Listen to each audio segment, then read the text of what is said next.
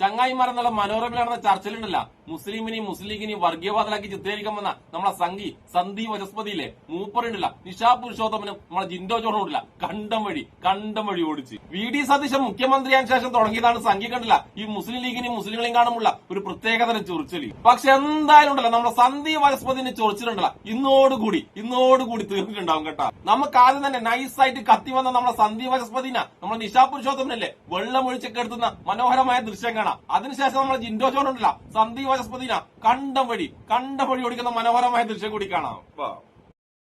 ശ്രീമാൻ VD. സതീശന്റെ entry എന്നുള്ളത് ഞാൻ മനസ്സിലാക്കുന്നത് ഒരു അൺസെറിമോണിയൽ എൻട്രി ആയിരുന്നു. കാരണം ഒരുപക്ഷെ കേരളത്തിൽ ഇന്നേ വരെ ഒരു മുഖ്യമന്ത്രിയുടെ തെരഞ്ഞെടുപ്പിനും ഉണ്ടാകാത്ത ഒരു ഡ്രാമ, അതിനുശേഷം ഉണ്ടായ പ്രശ്നങ്ങൾ, ഇതൊക്കെ നോക്കുമ്പോൾ നമ്മൾ തെരുവിൽ വലിയ ആവേശം കാണുന്നു തോന്നുമ്പോൾ തന്നെ രാഷ്ട്രീയമായി വലിയ തിരിച്ചടിയോടുകൂടിയാണ് അദ്ദേഹം മുഖ്യമന്ത്രി സ്ഥാനത്തേക്ക് കടന്നെത്തുന്നത് എന്നൊരു യാഥാർത്ഥ്യം. അല്ലാതെ അദ്ദേഹം യുനാനിമസ് ആയി കേരളത്തിന്റെ എം.എൽ.എമാർ ചേർന്ന് തെരഞ്ഞെടുത്ത നേതാവല്ല എന്നതൊരു വസ്തുതയാണ്. പിന്നെ ജനവികാരം എന്ന് പറയുമ്പോൾ എം.എൽ.എമാരല്ലേ യഥാർത്ഥ ജനവികാരത്തെ റെപ്രസെന്റ് ചെയ്യുന്നത്? അതോ തെരുവിൽ ഇറങ്ങുന്ന 250, 500, 1000 ആൾക്കാരുടേതാണോ ജനവികാരം? അതുകൊണ്ട് തന്നെയാണ് ഞാൻ നിങ്ങൾ ജയിക്കുന്ന സംസ്ഥാനങ്ങളിലെല്ലാം അവിടെ പോയി എം.എൽ.എമാരുടെ അഭിപ്രായം കേട്ടതിന് ശേഷമാണോ മുഖ്യമന്ത്രിമാരെ നിശ്ചയിച്ചിട്ടുള്ളത്, അതോ ഡൽഹിയിൽ നിന്ന് കേന്ദ്ര നേതൃത്വം നിശ്ചയിക്കുകയാണ്? ഞങ്ങളിങ്ങനെ എം.എൽ.എമാരെ ഏതെങ്കിലും ബഹുഭൂരിപക്ഷ എം.എൽ.എമാർ വേണ്ടാന്ന് പറഞ്ഞ ഒരാളെയാണോ കിട്ടുള്ളത്? അങ്ങനെയല്ലോ. അല്ല, പാർട്ടിയുടെ നിലപാടുകൾ അഭിപ്രായം തേടിയതിനു ശേഷമാണോ ബി.ജെ.പി മുഖ്യമന്ത്രി നിശ്ചയിക്കാറ്, അതോ കേന്ദ്ര നേതൃത്വം നിശ്ചയിക്കുകയാണോ നിങ്ങളുടെ പാർട്ടിയിലെ രീതി? അല്ലല്ലോ, പലയിടങ്ങളിലും മുഖ്യമന്ത്രി സ്ഥാനാർത്ഥി ഉയർത്തിക്കാട്ടിയാണല്ലോ കഴിഞ്ഞ കുറേ കാലങ്ങളായി ബി.ജെ.പി എല്ലാ തെരഞ്ഞെടുപ്പിനെ നേരിട്ടുള്ളത്. പ്രധാനമന്ത്രി സ്ഥാനാർത്ഥി ഉയർത്തിക്കാട്ടി, മുഖ്യമന്ത്രി സ്ഥാനാർത്ഥി ഉയർത്തിക്കാട്ടിട്ടല്ലേ ഞങ്ങൾ തെരഞ്ഞെടുപ്പിനെ നേരിടുന്നത് തന്നെ. അപ്പൊ ഞങ്ങൾ ഒരു ക്വസ്റ്റ്യനെ ഉണ്ടാകുന്നില്ല.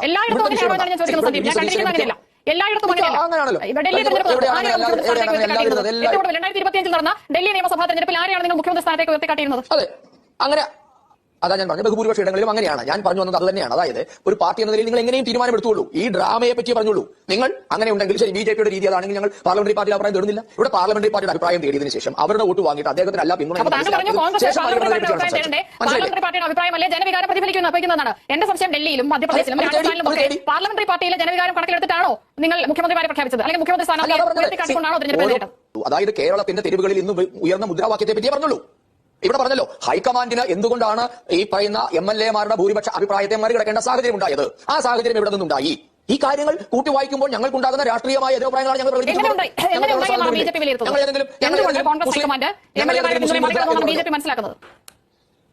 തീർച്ചയായിട്ടും ജമാഅത്തെ ഇസ്ലാമിയുടെയും മുസ്ലിം ലീഗിന്റെയും സമ്മർദ്ദം തന്നെയാണ് അതിന്റെ പിന്നിലുള്ളത്. ഞങ്ങൾ മനസ്സിലാക്കുന്നു. അതാണ് ഞങ്ങളുടെ പൊളിറ്റിക്കൽ ആരോപണം.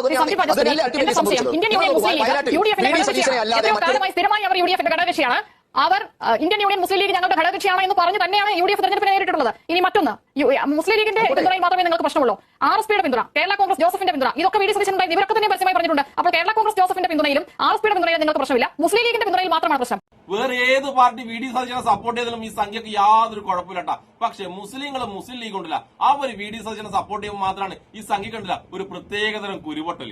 എന്തായാലും നിഷാ പുരുഷോത്തമന്റെ സന്ദീപ് വനസ്പതി വധത്തിന് ശേഷം ഉണ്ടല്ല നിങ്ങളൊക്കെ കാത്തിരിക്കുന്ന ജിൻഡോ ജോണ് നമ്മളെ സന്ദീപ് വനസ്പതിനെ കണ്ടം വഴി ഓടിക്കുന്ന മനോഹരമായ ദൃശ്യം കണ്ടിട്ട് വന്നാലോ? ആ ദൃശ്യത്തിന്റെ അവസാനം ഉണ്ടല്ല നിഷാ പുരുഷോത്തമനെ ഇടപെട്ടില്ലെങ്കിൽ ഉണ്ടല്ല നമ്മളെ സന്ദീപ് വനസ്പതി ഉണ്ടല്ല അവിടെ ഇരുന്ന് കരഞ്ഞു മെഴുകുമായിരുന്നു. എന്തായാലും നമുക്കുണ്ടല്ല ആ മനോഹരമായ ദൃശ്യം കണ്ടിട്ട് വരാം. ഡോക്ടർ ജിൻഡോ ജോൺ, പാർലമെന്ററി പാർട്ടിയിലെ ഭൂരിപക്ഷമല്ല മറിച്ച് ജമാഅത്തെ ഇസ്ലാമിയുടെ മുസ്ലിം ലീഗിന്റെ സമ്മർദ്ദമാണ് നിങ്ങളുടെ മുഖ്യമന്ത്രിയെ തീരുമാനിക്കലിലേക്ക് നയിച്ചത് എന്ന ആരോപണത്തിന് മറുപടി പറയും. എനിക്ക് മനസ്സിലാകുന്നില്ല ഇവർക്ക് എന്താ പ്രശ്നം. ഞങ്ങൾ നിയമസഭാ തെരഞ്ഞെടുപ്പിൽ ഞങ്ങൾ മുന്നോട്ട് വയ്ക്കുന്ന രാഷ്ട്രീയ മുദ്രാവാക്യങ്ങൾ പറഞ്ഞ് മുസ്ലിം ലീഗ് ഒരു ഘടകകക്ഷിയായി തന്നെ യു.ഡി.എഫ് മുന്നിൽ നിന്ന് നയിച്ചൊരു തെരഞ്ഞെടുപ്പ്, ആ തെരഞ്ഞെടുപ്പിൽ 102 സീറ്റോടുകൂടി യു.ഡി.എഫ് അധികാരത്തിലെത്തുമ്പോൾ ഞങ്ങൾ പറഞ്ഞ രാഷ്ട്രീയവും ഞങ്ങളുടെ കൂടെയുള്ള എല്ലാ ഘടകകക്ഷികളും ജനങ്ങൾക്ക് മനസ്സിലായില്ലേ? ബി.ജെ.പിക്ക് ഇപ്പം തന്നെ പ്രശ്നം. ഞങ്ങളുടെ മുഖ്യമന്ത്രിയുടെ പേര് വി.ഡി. സതീശൻ എന്നാ. വി.ഡി. സതീശൻ അമ്പലത്തിൽ പോയി തൊഴുത് പ്രാർത്ഥിക്കുന്ന വി.ഡി. സതീശൻ പള്ളിയിലും പോകും, എല്ലാ മതത്തിൽപ്പെട്ട മനുഷ്യരുമായിട്ട് സംസാരിക്കും. അത് അദ്ദേഹം ഒരു മതേതരവാദിയായതുകൊണ്ടാണ്, കോൺഗ്രസ്സുകാരനായതുകൊണ്ടാണ്. ആ രാഷ്ട്രീയം ബി.ജെ.പിക്കാർക്ക് മനസ്സിലാകാത്തത് അത് ഞങ്ങളുടെ കുഴപ്പമില്ല. ഇനി ഭൂരിപക്ഷം പാർലമെന്ററി പാർട്ടിയിലില്ലെങ്കിൽ ഈ തമിഴ്നാട്ടിൽ വിജയ് ചെന്നപ്പോൾ 4 വട്ടം മടക്കി അയച്ചില്ലേ 6 ഏക്കർ, അതുപോലെ വി.ഡി. സതീശനോട് തിങ്കളാഴ്ച സത്യപ്രതിജ്ഞ ചെയ്യണ്ട എന്ന് പറഞ്ഞ് മടക്കി അയച്ചായിട്ട് എന്റെ അറിവിലില്ല. അദ്ദേഹം തിങ്കളാഴ്ച സത്യപ്രതിജ്ഞ ചെയ്യാൻ പോവുക 102 പേരുടെ പിന്തുണയുമായിട്ടാണ് ചെന്നത്. എന്തെങ്കിലും സംശയം ഉണ്ടെങ്കിൽ RSS കാരനായിട്ടുള്ള 6 ഏക്കറോട് ചോദിച്ചാൽ മതി പാർലമെന്ററി പാർട്ടിയിൽ വി.ഡി. സതീശന് പിന്തുണയുണ്ടോ എന്ന്. ഇനി 2, സമുദായ നേതാക്കന്മാർ പറഞ്ഞാൽ അവരെ ആക്ഷേപിച്ചു. സമുദായ നേതാക്കന്മാർ മര്യാദയുള്ള ഭാഷയിൽ സംസാരിച്ചാൽ അങ്ങനെ തന്നെ തിരിച്ചുകൊണ്ടും, മര്യാദകേടും വർഗീയതയും പറഞ്ഞാൽ തിരിച്ചു കിട്ടും. പിന്നെ ഇടുക്കിയിൽ നിന്ന് വിളിച്ചതുപോലെ മോശപ്പെട്ട പദപ്രയോഗങ്ങൾ ഉപയോഗിച്ചാൽ മാതൃകാപരമായ നടപടി മുസ്ലിം ലീഗ് സ്വീകരിച്ചിട്ടുണ്ട്. അതുപോലെ ഒരു നടപടി ഇന്ത്യയിലെ ഏതെങ്കിലും ഒരു ദൃശ്യങ്ങൾ കൂടിയാണ് പ്രശ്നത്തിനിടയിൽ കാണുന്നത്. നിങ്ങൾ പറയുന്ന അതെ, ഈ BJP-ക്കാർ പറഞ്ഞ ജമാഅത്ത് ഇസ്ലാമിയുടെ, മുസ്ലിം ലീഗിന്റെ, പിന്നെ ഇവർ ആരോപിക്കുന്ന മറ്റാരുടെയൊക്കെ പിന്തുണയുള്ളത് എന്ന് അവകാശപ്പെടുന്ന, ഇവർ ആക്ഷേപിക്കുന്ന VD സതീശൻ പത്മനാഭസ്വാമി ക്ഷേത്രത്തിൽ നിന്ന് അദ്ദേഹത്തിന്റെ പ്രാർത്ഥന കഴിഞ്ഞിറങ്ങി വരുന്ന കണ്ടാൽ മതി. ഒരു യഥാർത്ഥ ഹിന്ദു, ദൈവത്തെ വിശ്വസിക്കുന്ന ഒരു ഹിന്ദു, ദൈവവിചാരമുള്ള ഒരു ഹിന്ദു, മറ്റു മനുഷ്യർക്ക് നന്മ ഉണ്ടാവണമെന്ന് വിചാരിക്കുന്ന ഹിന്ദുക്കൾ അങ്ങനെയാണെന്ന് ഞാൻ വിചാരിക്കുന്നത്. മനസ്സിലായില്ലേ? ഞാൻ ചോദിക്കട്ടെ, സമുദായ നേതാക്കന്മാർ രാഷ്ട്രീയ വിഷയങ്ങളിൽ അഭിപ്രായം പറയുമ്പോൾ പാലിക്കേണ്ട മാന്യതയും പക്വതയും പുലർത്തിയില്ലെങ്കിൽ തിരിച്ചും കിട്ടും. അപ്പൊ തിരിച്ചു മറുപടി പറയുന്നതിൽ മോശപ്പെട്ട പദപ്രയോഗങ്ങളുണ്ടെങ്കിൽ സംഘടനാപരമായി UDF-നകത്ത് കക്ഷികൾ ഏതൊക്കെ കക്ഷികളാണ് ബാധിക്കപ്പെടുന്നത് അവർ നടപടിയെടുക്കും. ഇടുക്കിയിൽ നിന്ന് കണ്ട മാതൃക. നിങ്ങൾക്ക് അതുപോലെ ചെയ്യാൻ പറ്റില്ല. നിങ്ങൾ അത് പ്രോത്സാഹിപ്പിക്കുന്ന ആളുകളാണ്. പിന്നെ മതമാണ് പ്രശ്നം എന്ന് KM ഷാജി പറഞ്ഞു. ആ പ്രസംഗം മൊത്തം കേൾക്കണം. നിങ്ങൾ വഖഫ് അമെന്റ്മെന്റ് കൊണ്ടുവരുമ്പോൾ, നിങ്ങൾ പൗരത്വ നിയമ ഭേദഗതി കൊണ്ടുവരുമ്പോൾ, നിങ്ങൾ അതുപോലെ ഈ രാജ്യത്തെ മനുഷ്യരെ ഭിന്നിപ്പിക്കാൻ വേണ്ടിയിട്ട് മതം മാനദണ്ഡമാക്കി നിയമങ്ങൾ കൊണ്ടുവരുന്ന കാലത്ത് കൃത്യമായ രാഷ്ട്രീയ ബോധ്യത്തോടെ പറയുന്നതാണ്. അല്ലാതെ ഈ തെരഞ്ഞെടുപ്പിൽ പ്രസംഗിച്ച കാര്യമല്ല. ഈ KM ഷാജി പറഞ്ഞത് ഒരു വർഗീയ പ്രസംഗമല്ല. KM ഷാജി അദ്ദേഹത്തിന്റെ മുസ്ലിം സ്വത്ത് ബോധത്തിൽ നിന്ന് ഒരു കാര്യം പ്രസംഗിക്കുമ്പോൾ മറ്റേതെങ്കിലും മതവിഭാഗത്തിലുള്ള മനുഷ്യരെ വേട്ടയാടണമെന്നും അവരെ ദാരിദ്ര്യത്തെ പൊട്ടിക്കണമെന്നോ അല്ലെങ്കിൽ അവരെ ആക്ഷേപിക്കുന്ന രീതിയിൽ ഒരു പ്രസ്താവന പറഞ്ഞിട്ടുണ്ടോ? ഇല്ലല്ലോ. അവനവന്റെ മതത്തിന് വേണ്ടി മറ്റുള്ളവരെ ആക്ഷേപിക്കുന്നതാണ് വർഗീയവാദം. അവനവന്റെ മത സ്വത്വബോധത്തിൽ നിന്ന് സംസാരിക്കുന്നത് എന്താ തെറ്റ്? ഈ രാജ്യത്തെ ഭരണഘടന അനുവദിക്കുന്ന കാര്യം തന്നെയാണ്. ഞാൻ ക്രൈസ്തവരെ കുറിച്ച് പ്രസംഗിക്കാറുണ്ടല്ലോ. അത് എന്റെ രാഷ്ട്രീയ ബോധ്യം എന്നുള്ളത് പോലെ തന്നെ എന്റെ മതപരമായ വിശ്വാസ ബോധ്യം കൂടിയാണ്. അതിനുള്ള കപ്പം നിങ്ങൾക്ക് തരേണ്ട കാര്യമില്ല. അപ്പൊ KM ഷാജി പറഞ്ഞ കാര്യത്തെ മിസ്കോട്ട് ചെയ്ത് ഉപയോഗിക്കാൻ പാടില്ല. അടുത്തത് ഒരു കാര്യം, നിങ്ങൾ പറയുന്നു മുസ്ലിം 10 വർഷക്കാലം മുസ്ലിം ലീഗിന് മുസ്ലിങ്ങൾക്ക് നഷ്ടപ്പെട്ട അവസരത്തിന് വേണ്ടിയാണ് എന്ന് KM ഷാജി പറഞ്ഞു. തീർച്ചയായിട്ടും അതെ. 10 വർഷക്കാലത്തെ RSS വൽക്കരിക്കപ്പെട്ട കേരളത്തിലെ ആഭ്യന്തര വകുപ്പിൽ നിന്ന് ഒരുപാട് പീഡനങ്ങൾ ഏറ്റുവാങ്ങിയ മതന്യൂനപക്ഷങ്ങൾക്ക് ഒരു മോചനം കിട്ടണമെന്ന് KM ഷാജി പറഞ്ഞാൽ ഒരു തെറ്റുമില്ലെന്നേ. ഈ പറഞ്ഞ മുദ്രാവാക്യങ്ങളൊക്കെ കേരളത്തിന്റെ പൊതുസമൂഹത്തിന് മുമ്പിലുണ്ട്. നിങ്ങളുടേതായ രീതിയിൽ കുൽസിതമായിട്ട് നിങ്ങൾ അതിനെ വ്യാഖ്യാനിക്കുകയും ചെയ്തിട്ടുണ്ട്. ജനങ്ങൾക്ക് ഇതൊക്കെ ബോധ്യപ്പെട്ടതിന് ശേഷമല്ലേ UDF-നെ തെരഞ്ഞെടുത്തത്. കേരളത്തിലെ മുസ്ലിങ്ങളും ക്രൈസ്തവരും മാത്രമല്ല UDF-ന് വോട്ട് ചെയ്തത്. കേരളത്തിൽ തെരഞ്ഞെടുക്കപ്പെട്ട MLA-മാരിൽ എല്ലാ മതവിഭാഗത്തിൽപ്പെട്ട മനുഷ്യരുണ്ട്, എല്ലാ ജാതി വിഭാഗങ്ങളിൽപ്പെട്ട മനുഷ്യരുണ്ട്, മൈനോറിറ്റീസിന്റെ അങ്ങേയറ്റത്തെ മൈനോറിറ്റി എന്നുള്ള MLA-മാർ വരെയുണ്ട്. നിങ്ങൾക്ക് ഇത് മനസ്സിലാകാത്തതേ നിങ്ങൾ എല്ലാത്തിനും വർഗീയതയുടെ മതത്തിന്റെ മാത്രം ആ കള്ളികളിൽ ഒതുക്കി കാണുന്നതുകൊണ്ടാണ്. ഇനി ഞാൻ പറഞ്ഞു, നിങ്ങൾ പറഞ്ഞ ഒരു കാര്യമുണ്ട്, ഹിന്ദുക്കൾക്ക് വേണ്ടിയാണെന്ന് BJP എവിടെയും പറഞ്ഞിട്ടില്ലെന്ന്. നിങ്ങൾ പറയില്ല. എന്താ പറയാത്തെന്ന് അറിയോ? രാമക്ഷേത്രം നിർമ്മിച്ചിട്ട് അതിൽ അഴിമതി നടത്തി രാമന്റെ മൂർത്തിയുടെ മേലേക്ക് വെള്ളം വീഴുന്ന രീതിയിലേക്ക് മേൽക്കൂരയിൽ അഴിമതി നടത്തിയ ആളുകൾ ഹിന്ദുക്കൾക്ക് വേണ്ടി എന്തുണ്ടാക്കുന്ന പറയുന്നത്? ഈ രാജ്യത്ത് പെട്രോളിയം നികുതിക്കൊള്ള, ഗ്യാസ് കിട്ടാതെ വരുന്ന വിലക്കയറ്റം ഉണ്ടാകുന്നത്, രൂക്ഷമായ തൊഴിലില്ലായ്മ, ഇത് ഹിന്ദുക്കളെ ബാധിക്കുന്ന എല്ലാ വിഭാഗത്തിൽപ്പെട്ട മനുഷ്യരെ ബാധിക്കുന്ന മനുഷ്യരെ മറന്നു നോക്കി ചെയ്യാൻ പറ്റില്ലല്ലോ. അപ്പൊ ഹിന്ദുക്കൾക്ക് വേണ്ടിയാണ് നിങ്ങൾ ഭരിക്കുന്നത് നിങ്ങൾക്ക് പറയാൻ പറ്റില്ല. നിങ്ങൾ ആകെ ഭരിക്കുന്നത് അദാനിക്കും അംബാനിക്കും കോർപ്പറേറ്റുകൾക്കും വേണ്ടിയിട്ടാണ്, മോദിക്കും ഈ പറഞ്ഞ നിങ്ങളുടെ അതുപോലുള്ള BJP-യുടെ ഉന്നത നേതാക്കന്മാർക്കും വേണ്ടിയിട്ടാണ്. അതിനപ്പുറത്ത് സാധാരണക്കാരായിട്ടുള്ള മനുഷ്യർക്ക്, നിങ്ങൾക്ക് മുദ്രാവാക്യം വിളിക്കുന്ന സാധാരണക്കാരായിട്ടുള്ള BJP-ക്കാർക്ക് വേണ്ടിയിട്ടാണ് നിങ്ങൾ ഭരിക്കുന്നത്. നിങ്ങൾക്ക് പറയാൻ പറ്റുമോ? നിങ്ങൾ ഭരിക്കുന്നതിന്റെ ഏതെങ്കിലും രീതിയിലുള്ള ഭരണപരമായിട്ടുള്ള ഗുണപരമായിട്ടുള്ള കാര്യങ്ങൾ, നേട്ടങ്ങൾ സാധാരണക്കാരായിട്ടുള്ള BJP-ക്കാർക്ക് കിട്ടിയിട്ടുണ്ടോ? ഗ്യാസിന്റെ വില കുറയ്ക്കാൻ പറ്റുന്നുണ്ടോ? പെട്രോളിന്റെ വില കുറയ്ക്കാൻ പറ്റുന്നുണ്ടോ? നിത്യോപയോഗ സാധനങ്ങളുടെ വില കുറയ്ക്കാൻ പറ്റുന്നില്ല. അപ്പൊ പിന്നെ നിങ്ങൾ ആർക്ക് വേണ്ടി ഭരിക്കുന്നത്? നിങ്ങൾക്ക് മാത്രമാണ് വേണ്ടി, കോർപ്പറേറ്റുകൾക്ക് വേണ്ടി മാത്രം ഭരിക്കുന്നത്. അതുകൊണ്ട് ഹിന്ദുക്കൾക്ക് വേണ്ടിയാണെന്ന് പറഞ്ഞില്ല എന്നുള്ള ആ വല്ലാത്ത ഔദാര്യം ഞങ്ങളോട് കാണിക്കണ്ട. ഇനി അടുത്തത് മുസ്ലിം ലീഗ് ഒരു മതപാർട്ടിയല്ല. നിങ്ങൾക്ക് തെറ്റിദ്ധാരണയുണ്ട്. മൈനോറിറ്റി സ്വത്വബോധത്തിലുള്ള ഒരു മതേതര രാഷ്ട്രീയ പാർട്ടിയാണ്. അതുകൊണ്ടാണ് കൂത്തുപറമ്പിൽ ജയന്തിയെ കൊണ്ടുപോയി മത്സരിക്കാൻ മുസ്ലിം ലീഗിന് സാധിച്ചത്. നിങ്ങൾക്ക് സാധിക്കാതെ പോകുന്നത് അതുകൊണ്ട് തന്നെയാണ്. അപ്പൊ നിങ്ങൾ മുസ്ലിം ലീഗിനെ മനസ്സിലാക്കിയത് തെറ്റിദ്ധാരണയുണ്ട്. സ്വാതന്ത്ര്യത്തിന് ശേഷം ജിന്നയുടെ നേതൃത്വത്തിലുള്ള മുസ്ലിം ലീഗ് പാകിസ്ഥാൻ ഉണ്ടാക്കി പോയപ്പോ നിങ്ങളുടെ മുൻഗാമികൾ പറഞ്ഞ ദിരാക്കവാദത്തിന്റെ പിൻപറ്റിക്കൊണ്ട് ജിന്ന പോയപ്പോ ഈ രാജ്യത്തിന്റെ മതേതര സ്വത്വബോധത്തിൽ നിന്ന് ഈ രാജ്യത്തിന് രൂപം കൊടുക്കാൻ വേണ്ടിയിട്ട് പോരാടിയ മനുഷ്യരാണ് ഇന്നത്തെ ഇന്ത്യൻ യൂണിയൻ മുസ്ലിം ലീഗ്. ചരിത്രം പരിശോധിച്ചാൽ മതി.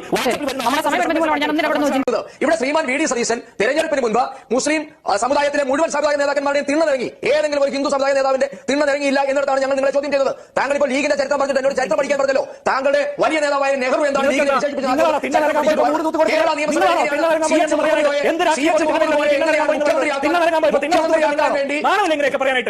ഞങ്ങൾക്ക് സൗകര്യമുള്ള ഞങ്ങൾ കേരളത്തെ മുഴുവൻ മനുഷ്യരോട് സംസാരിച്ചത് അത് BJP-ക്കാർക്ക് മനസ്സിലാകില്ല, RSS-കാർക്ക് മനസ്സിലാകില്ല. ഞങ്ങൾ മുഴുവൻ മനുഷ്യരോട് ഞങ്ങൾക്ക് മനസ്സിലാകില്ല.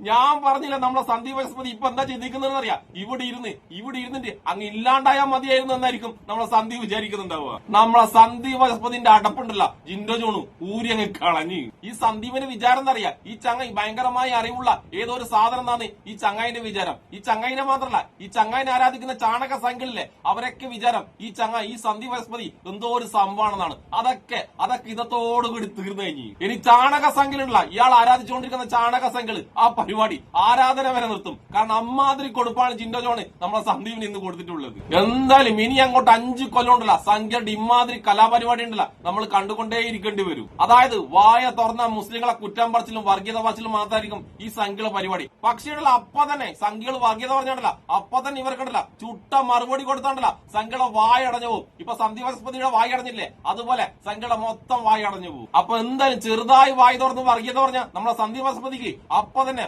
വയറും നിറയെ കൊടുത്ത നിശാ പുരുഷോത്തമനും ജിൻഡോ ജോണിനും പിന്നെ ഇഷ്ടപ്പെടുന്ന എല്ലാവർക്കും എന്റെ ഒരു നല്ല സുലാൻ.